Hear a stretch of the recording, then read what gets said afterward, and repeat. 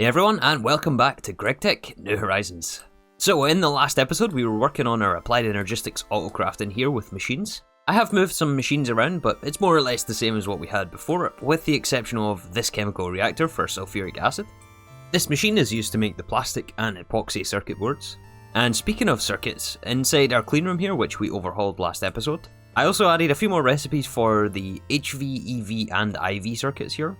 And we needed another IV circuit for this thing right here. So I did actually manage to gather up enough titanium again. It took many hours actually. I was just doing some things around the base.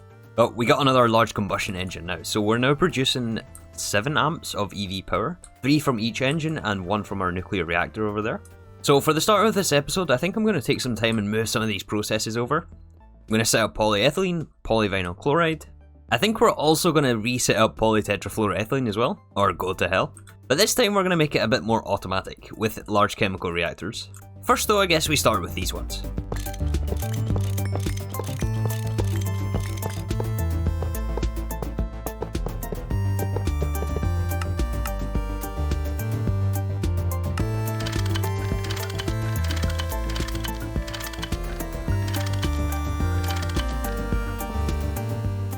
Alright, that's first process moved over. We got polyethylene. At this stage of the game, it's just a one-step process. We're just combining oxygen with ethylene, which we're getting out of our distillation tower. And we once again just buffer it here, connect this to our fluid P2P, and it will be sent to any machine that requests it. The next one is vinyl chloride and then polyvinyl chloride. This one's going to be a two-step process this time.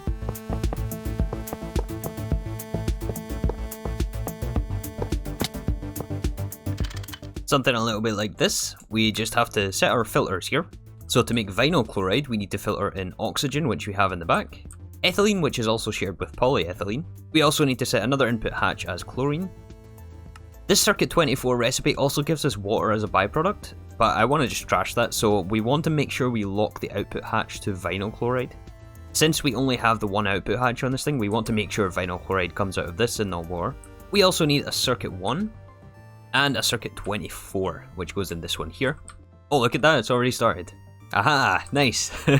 So when we get vinyl chloride, we just mix with oxygen in this one, and this gives us polyvinyl chloride. PVC isn't used quite as heavily as polyethylene, but we're storing them both in not super tanks. I don't want to buffer that much of this stuff. In fact, we should probably swap the higher tier tank with polyethylene. Yeah, let's do that actually. I would rather buffer more polyethylene than PVC, since they both share the ethylene input. Also, I realised I think I left a pump on the bottom of there, yeah. That's why that one wasn't turning back on. Well, that was a fairly easy moving process. Although before we move over the Teflon there, we do need some more large chemical reactors, and we need Teflon to make large chemical reactors. So, we're in a bit of a chicken and egg situation again.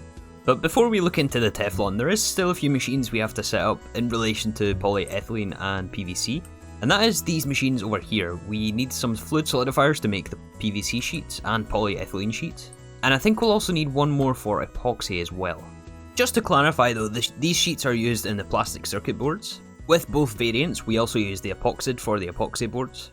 And the sheets is how we also bend it into the thin sheets, which are used in a couple of assembler recipes, mainly for SMDs.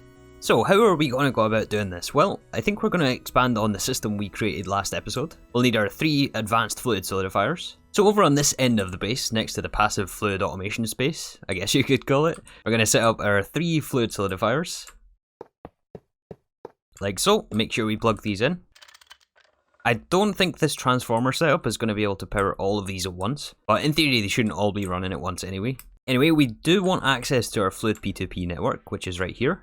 I think we'll actually move this up onto the top of the block, just to make things a bit cleaner. Probably right there. Hook this up to E27. Oh no, they already ended up with fluid in them. Well, that wasn't supposed to happen. I think it's because it was on green channel there. Oh, you know what? I think we may have an issue here with epoxy. So I just came over here to dump the fluid that was put in the wrong machine over there.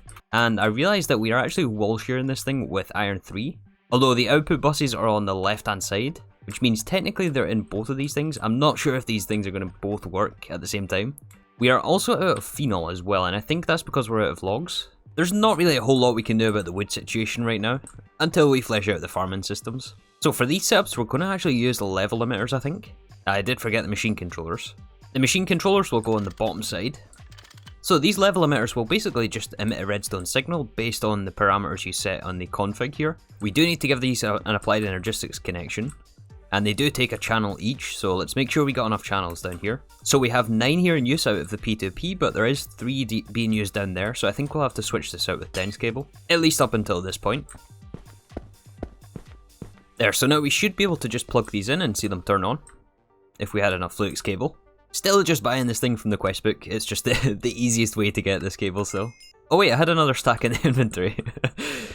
So there are several ways to go about doing what we want to do here, but basically we want to just automatically create plates up to a certain point. We don't want it to just burn through all of the fluids to make these sheets. So on the level emitter we just set this as, well, this one is for polyethylene, and we want to invert the signal so that it will emit when levels are below 64. The machine controller only allows the machine to run with a redstone signal, so effectively when we're below 64 sheets, the machine will turn on, create us more, and this we're just going to send straight back into our applied energistics system. We could do a storage bus, but those are just more expensive, and we're already using the level emitter anyway. It works almost the same way, so yeah, we could have went either way with this, to be honest. But we just need an extra interface somewhere on here, which we can route all of the item conduits back into, and then we just configure the level emitters for these 2 other machines here as well. Alright, so I cleaned up the wiring a little bit, I moved the item conduit onto the top, it just looks a little bit cleaner that way. And I also added this chemical bath on the end, which we also filter epoxy in, and we have this on round robin from the output of the P2P. So inside this chemical bath, we're going to just, for now, manually insert raw carbon fibre, and we'll place a conveyor module on the bottom. And what this is going to give us is fibre reinforced epoxy resin sheets, which instantly got taken back out. Yeah. But these fibre reinforced versions are used for, I believe it's EV circuits and above. So it's basically the next tier up of board, which we then just combine with aluminium foil this time inside sulfuric acid. And then after that we have to take it one step further with energetic alloy for the more advanced circuit board. And this one is used for the quantum processor, which is the highest tier of EV. Right now we only have access to the nano processor, which uses the epoxy board, but eventually we will want to switch out to this thing. So this is just basically in preparation for that, although we are out of epoxy now, which comes back to our wood situation, but yeah, that'll be sorted soon enough. We have all the infrastructure built for this now. Alright, so moving on for today, I would like to look at our power setup. Not necessarily the generation, we're going to be fine with these 2 combustion engines for a while, but if we take a look underneath here, I would like to perhaps upgrade this cable. So currently we are generating EV power, and then we have a transformer right there, which transforms it up to IV. And the IV power is what we send through this platinum cable as a main backbone of power throughout the base. I'm curious how far away we are from being able to do this at LUV, as obviously the higher tier of cable we use, or the higher tier of power we use, the less cable loss we endure. So to transform up to LUV, we're going to need to do this eventually, as we will start to get some LUV machines. We need tungsten cable, we've made this before. We may be a little bit low on tungsten, but we can process some more of this. The IV machine hull is tungsten steel, which we can also make. Power ICs, we have tons and tons of these available. And vanadium gallium cable is something we've not looked at before. Vanadium gallium is made in the blast furnace. Make the dust, it looks like it's a mixer recipe between gallium and vanadium dust. EV mixer though, I don't think we have an EV mixer, do we? No, I don't think we have the EV mixer yet. How far away are we from being able to craft one of these things? We're missing some glass, the machine hull, and a tungsten steel rotor. Oh, also, look at this for a feature. I absolutely adore this in Gregtech New Horizons. So you can hold left control. It will automatically grab the crafting plan for you to start auto-crafting the materials you're missing for the recipe. So long as you have the pattern encoded, of course, in your system. Alright, we're just missing the reinforced glass. It should be easy enough, we can even add a pattern for this stuff, which will go in our alloy smelter. Awesome, we got the EV mixer. Don't think it's a quest. The vanadium dust we are absolutely swimming in, look at this stuff. So that I'm not worried about. The gallium though is slightly harder to come by. Although you may remember last episode we took a little trip to the moon and we grabbed some bauxite. And bauxite can also give you a small chance at some gallium dust. So we have a few stacks here that we can work with. I think it will be enough for us, we don't need too much of this cable. We also don't really have a space for EV machines just yet, so we're going to place it right here for now. So what was this, circuit 1? Yeah, this is only a temporary setup, we only need a little bit of this dust to get us started. Oh no, we have a problem, again. So in order to smelt any of this dust, we do need to upgrade our coils, as this is a heat capacity of 4500 Kelvin. So actually, let's not mix up anymore, just in case we can't upgrade our coils yet. So right now, the highest tier coils we have is tungsten steel. I feel like we just upgraded coils, but it's gonna have to happen again. The next upgrade path for us is HSS-G. So how do we get HSS-G? It's another blast furnace recipe. And this is going to be, once again, an EV mixer, but this time we need molybdenum, chrome, tungsten steel, and vanadium. That's actually expensive. That's actually very, very expensive, wow. Okay, I think we're actually running out of chrome as well. Alright, before we go out and grab some more ruby, we will get the tungsten steel started. I remember leaving some of this tungsten dust in here. I forgot about this stuff. Neodymium. You're kind of low on that for EV materials. Alright, this we need to mix with steel dust for tungsten steel. And this we have to wait an insanely long time for in the blast furnace, so we get this going early. So the other part of HSS-G is molybdenum. How are we doing for molybdenum? Oh, we have like 400.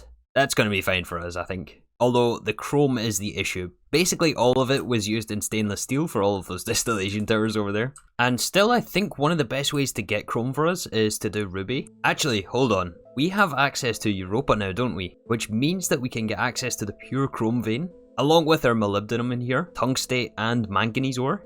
Oh, this is going to be good. And we can, yeah, the chrome processing will give us way more chrome dust than, as it's the primary output rather than just the chance outputs. So I wasn't originally planning on going to space today, but I remember that last episode we went to the moon, and we actually left most of our oxygen gear there. For some reason I left the oxygen compressor and the bubble distributor up there.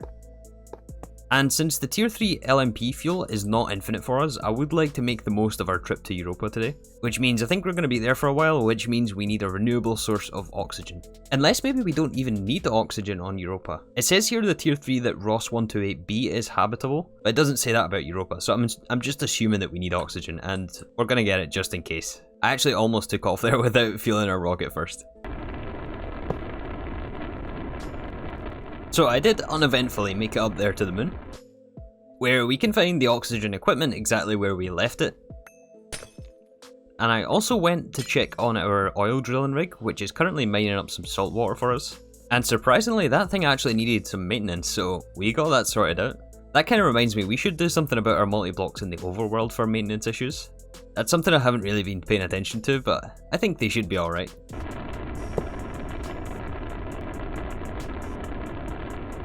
This rocket's always so slow to land here, look at this. That's better than a crash landing, I guess. Also, this witch here has been here since, I don't know, like episode 10. Every single time I pass this direction, I see her. So, in preparation for our trip to the new planet, we have previously just been using these single block advanced miners. And in fact, we only have the 1 HV and 1 MV, which has served us well up until this point, although I think now it's time to invest in the ore drilling plant. This is basically the equivalent to the oil drilling rig. Doesn't actually look too bad for us, so long as we have the tungsten for this. Takes a bunch of EV components, some EV circuits. Oh, does this specifically have to be quantum processors? Oh no, there is alternate recipes, okay. Yeah, we can use our nano processor assemblies, titanium frame boxes, and EV machine hulls. And the rest of the multi-block, is this just the solid steel? Yeah, it looks like it, okay. Alright, let's see what the damage is. I really hope we have enough black steel and titanium for this. Nope. We can't even get the first 4 motors. Oh, and black steel is the blast furnace recipe. Oh no, this is going to take forever. Alright, can we at least get our 2 circuits for this? Yes, we can, nice. This rabbit hole keeps getting deeper, and it's not something I expected to do today, but I'm ready, let's do this.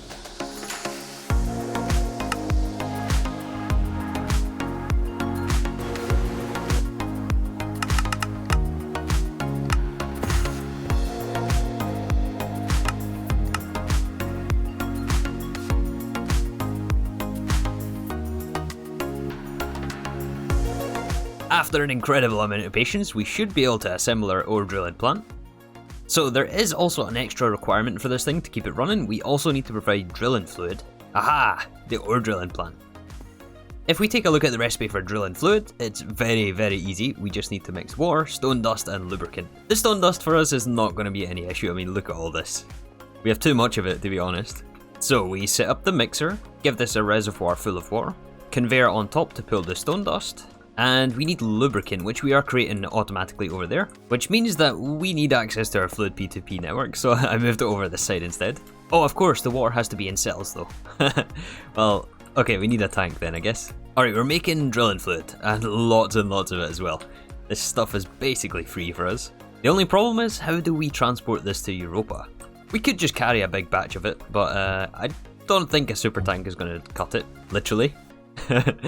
I could be wrong about that, to be honest, but over here at our oil drilling rig, which I set up a few days ago, should be right around here. We're a couple of 100 blocks out from the old base. Ah yes, here we are drilling for raw oil, I believe. No, heavy oil. But crucially we have our other ender tanks here. This thing I think is finished. Maybe. I think it's just probably out of fuel. I hear creepers here as well. I don't know. Let's not mess with that. I think there's actually a dungeon around here. But yeah, we're going to leave that oil drilling rig there. I think there's still some left in the junk. It's not like we need any more oil right now. I mean, look at this. We're absolutely swimming in this stuff. There's no way we can actually process this for a while. So we're going to make good use of these ender tanks. We'll switch them out for yellow though for drilling fluid. One we take with us to Europa and the other one we put over here. Just before we take off though, I do want to do a quick little test here in the overworld. Well, in our void dimension. I know we're not going to be able to mine anything. I just want to make sure we have all the blocks for this thing.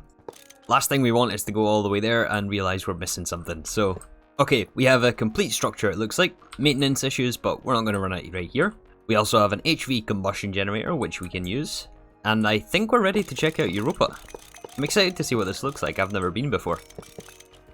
I did make up a couple more compressed chests as well, since we'll be doing some manual mining. And we may as well chuck down our original single block miners as well. We got the mining pipe. We do need some fuel though.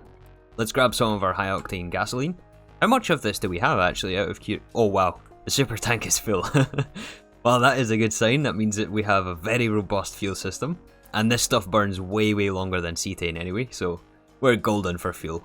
You know what, I saw a couple of comments last episode about our prospector and how we still only have the LV one somewhere. I don't even know where that thing is even. Ah, here it is, here, yeah. We still only have the LV one.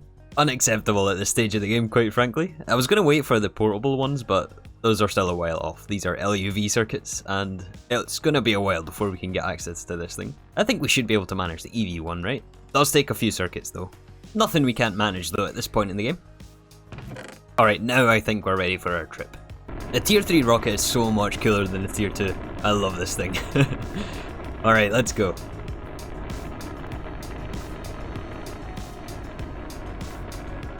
You know what, I cannot even find this thing. Like, where is Europa here? Am I missing something? Is it in one of the moons maybe of one of these planets? I'm sure it said it was tier 3 though. It's not a Mars moon, this is the Phobos and Deimos. Ah. Uh-oh. Oh, here we are. It's a moon of Jupiter here. Jupiter itself we can't actually get to, but it seems that we can go to its moons, so let's go to Europa. Oh, we got the landing balloon again. Nice. What kind of terrain are we working with? Wow, this is very interesting. Is that snow? Cool, I like this place. Very flat and featureless, but... Oh, there's ice underneath the surface. That I was not expecting. Alright, let's get our oxygen and things set up. We already found our first ore vein here.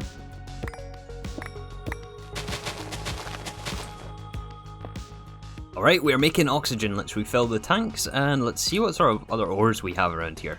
Did remember to bring the machines. Luckily, I did actually place these in our base, so I had to go and collect these before we left. But the first scan of the area reveals for us 23 new ore veins. Wow, that is a huge radius. Alright, we got leadox, more magnesite, mineral sand, garnetin, which is tin. We could do with some tin to be honest. Still no chrome here though. I think leadox is going to be important for one of the resources we need coming up here. So we'll probably grab some of that before we leave. What do the fallen meteors give here? Is it still meteoric iron? Ah, yeah it is. Scan number 2. Nope, still no chrome. This must be very rare. Oh, and look at what we have here. Some new mobs on this planet. I don't know what you are, but we're going to stay away from that thing. More garbage here. In fact, is there any fluids here? Oh, we get salt water as well, and distilled water. Okay, well, you get the idea. I'm going to do some more prospecting, try to find a chrome vein, and set up our miners. Hopefully this doesn't take me too long.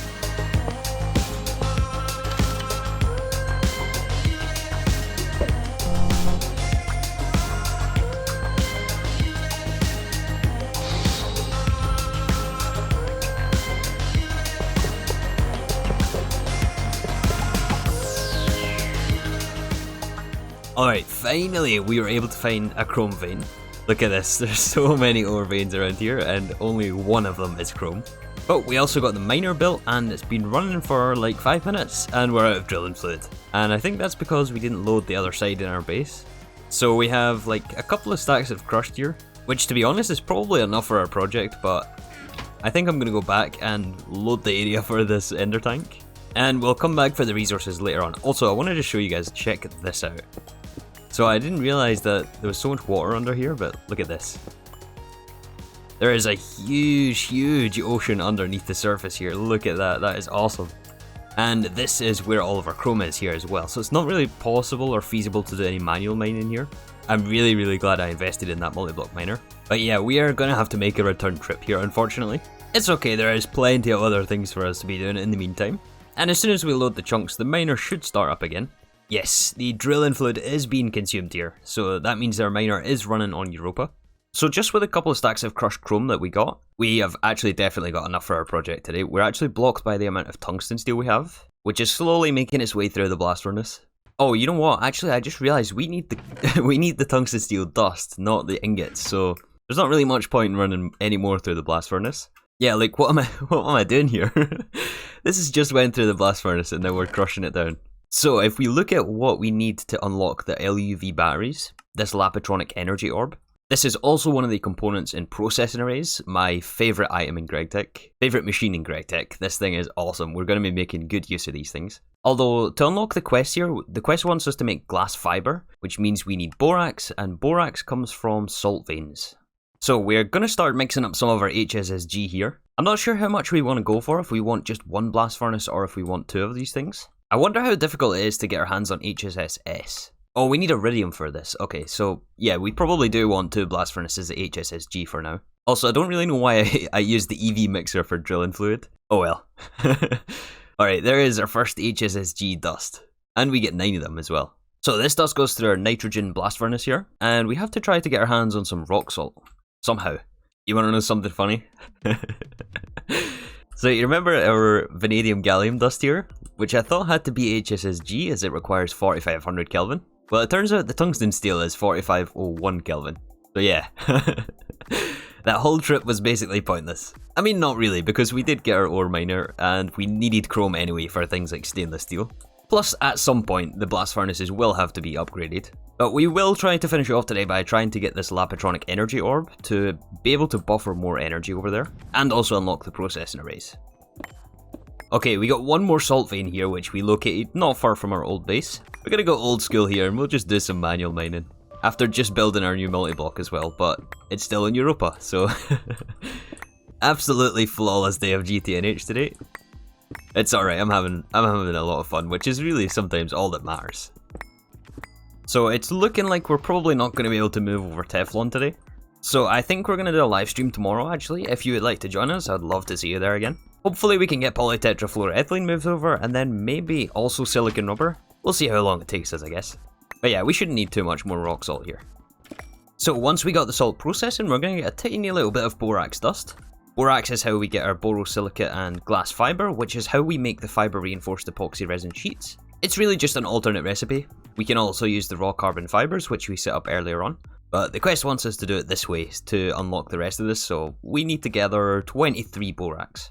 It's also almost about time we invest in some decent ore processing. This is getting very manual for this stage in the game, but hopefully the processing arrays can help us with that. Okay, we got our borax, we create that into boron, and mix into borosilicate glass dust. Throw it through the furnace for the ingots.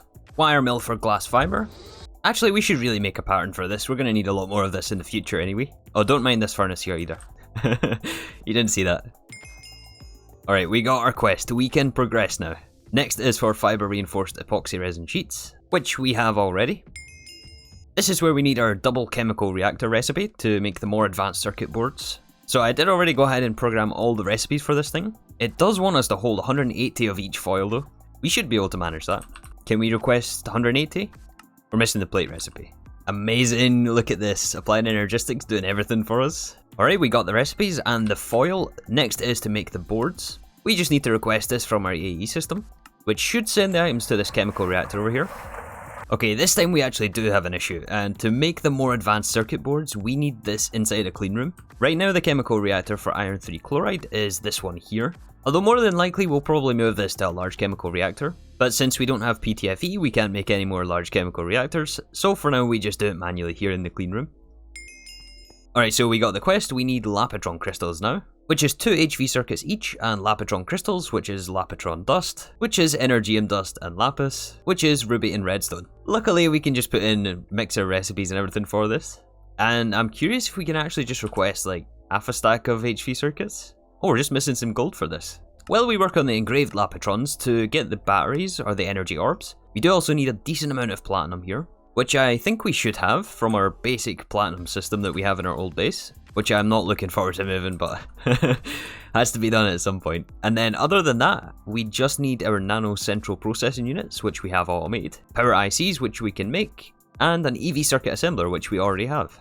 And we're going to be waiting on these blast furnaces. This is a 90-second recipe for HSS-G and 102 for vanadium gallium, which is what we need for our cables. So it's basically just a waiting game now. Oh, you know what? I think we can actually get some of these Lapitrons from the quest. Aha, I knew I left these things here. Alright, that's 4. We need what, 23 per battery? 24 per battery. Wow. Maybe instead we just go for the full stack of HV circuits.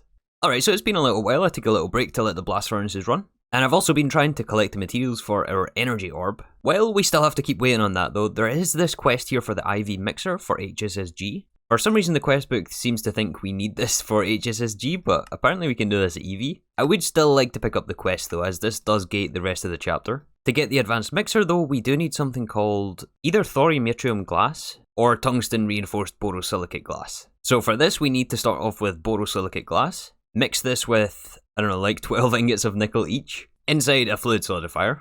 The next one though has to be an EV solidifier, which we don't have. We are also going to start to work on coating the vanadium gallium cable. We have a limited supply of silicon rubber right now since we tore down some of the old setups in our old base. So hopefully this should be enough. I think we have just a little bit more than this. So this vanadium gallium is going to replace the platinum backbone power cable. And we'll also need it for our transformer here, to transform from IV up to LUV. Actually thinking about it, we'll need a few of these things, won't we? And polyphenylene sulfide, I don't know if you remember this thing. We need to move this over from our old base as well to coat all the cables. There's so much to do now. Alright, coat the tungsten first. Yeah. Okay, we got 4 IV transformers and 118 vanadium gallium cable. You think that's enough to stretch from over here where our combustion engines are to here? We'll soon find out, but first, the EV solidifier. As soon as this circuit finishes. There we go. And once we overhaul the power, we'll be able to actually dedicate a space for EV machines. But for now, we just plug it into this pink cable. We need 36 ingots of tungsten and our nickel reinforced glass.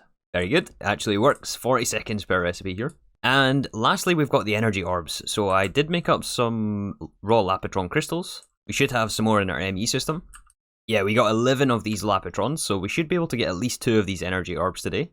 Look at all this stuff. Plus, I think we still have some in the battery buffer we can recycle. So these we have to laser engrave, right? Yeah, and they don't stack, so I'm going to be standing here for a while. 22 seconds per. Let's assemble the rest of the raw ones while we're waiting as well. It's also been a while since I've checked the HSS-G. We need 128 to upgrade our blast furnace, and we have 108. So it's possible we'll get that today. It's 90 seconds per ingot though, so we'll see. Hey, we got the quest. Now I think we can actually assemble our energy orb. So this will be the IV power. It's going to be a little bit confusing with trying to wire all of this up. But this is an IV battery. The LUV one, I think, takes the assembly line. Yeah, look at this. That's not going to happen anytime soon. So we got our fine platinum wire, platinum plates, engraved Lapitrons, advanced circuit boards, nano components, and power ICs, and solder and alloy, which we're out of. Refill this alloy smelter, should fix all of our problems. And these can hold, what is this, 100 million? Compared to the Lapitron's 10 million. Lapitronic energy orbs. Let's see if we can get 2, we're just missing the Lapitrons. And in the meantime, let's start to think about this new power spine. So we'll need a IV battery buffer to hold these things. Make sure that we're not running any machines over here before we start disconnecting things and voiding fluids like we done the last time. I don't think anything's running, and it all relies on the inputs there of the pyrolyze ovens. So I think we're going to be safe to disconnect this once the clean room is finished. We'll also need to designate a new colour to LUV, and for that I'm not really sure. What colour should we go for? Maybe green? Oh yeah, I quite like the green here. I mean, eventually it'll be hidden, but it's easy to delineate between this and the EV line. I hope we have enough cable to go all the way around like this. I don't really want to just cut straight across like that. Sure, there is a little bit more cable loss by going around like this, but it keeps the cables neater, and that matters more to me. And we are actually out. Okay, we need to get more. Alright, this will turn our AE system off just for a little bit, also backup. I turned the blast furnaces off, so we should be safe to disconnect this. Alright, so this is IV power coming out of this battery buffer. No, EV power coming out of the battery buffer into the transformer, which will then go into our battery buffer. This thing can charge our Lapatronic Energy Orbs. Okay, we no longer need this energy P2P. And here we want to transform up to LUV. I really hope I have this placed the right way. If not, this whole system goes boom. Alright, well here goes nothing, I guess. Oh, it was the right way. Nice. Now we connect with our green vanadium gallium, making sure we don't connect with this thing. We need to move this back a block. LUV to IV, then IV to EV, and then the EV power we send down this way. No explosions, that's good. And same on this side. Although once we get enough cable, we can move these transformers further down and run the vanadium gallium further. Oh, I just burned up all that platinum. Oops. That was only a tiny bit. At least we know the wires are live. Once we run this cable, that should be everything else connected. We just need to make sure everything over here, where the output of the P2Ps is all connected. Something like this should do the trick. Oops, I just died that machine.